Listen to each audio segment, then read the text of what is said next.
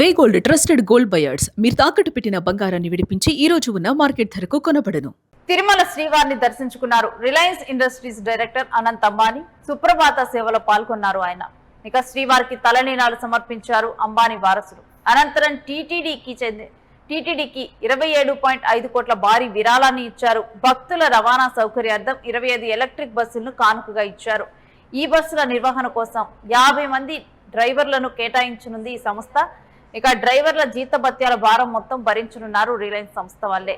బస్సుల మెయింటెనెన్స్ బాధ్యత కూడా తమదేనంటూ అనంత్ చెప్పడం జరిగింది. ఇక అంబానీ ఉదారతపై వెల్లువెత్తుతున్నాయి ప్రశంసలు.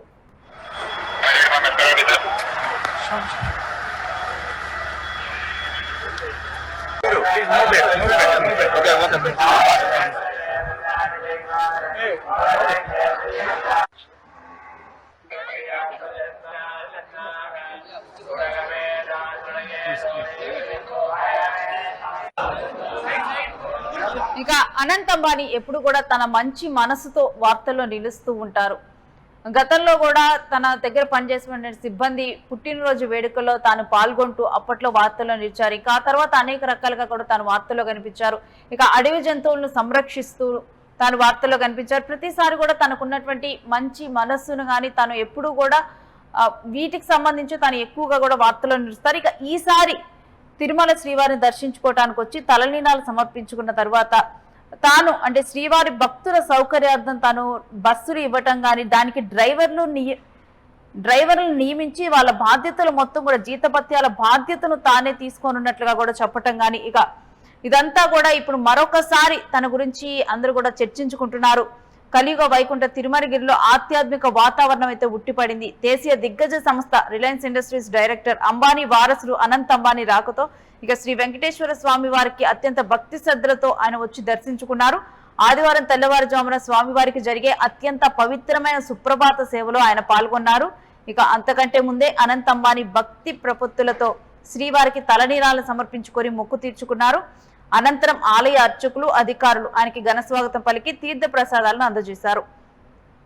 ఇక అదే సమయంలో 27.5 కోట్ల భారీ విరాళము ఇక భక్తుల కోసం పెద్ద మనసు దర్శనానంతరం కూడా అంబానీ తిరుమల తిరుపతి దేవస్థానానికి ఊహించని రీతిలో కూడా భారీ విరాళాన్ని ప్రకటించడం, శ్రీవారి భక్తుల సౌకర్యార్థం తిరుమల కొండ మీద పర్యావరణ పరిరక్షణ దృష్టిలో ఉంచుకొని 27.5 కోట్లను భారీ కానుకగా అందజేయటం, ఇందులో భాగంగా తిరుమల కొండ మీద భక్తుల ఉచిత రవాణా సౌకర్యం కోసం 25 అత్యాధునిక ఎలక్ట్రిక్ బస్సులను టీటీడీకి విరాళంగా ఇచ్చారు. సాధారణంగా వాహనాలను విరాళంగా ఇస్తే వాటి నిర్వహణ భారం అంతా కూడా టీటీడీ మీదే పడుతుంది.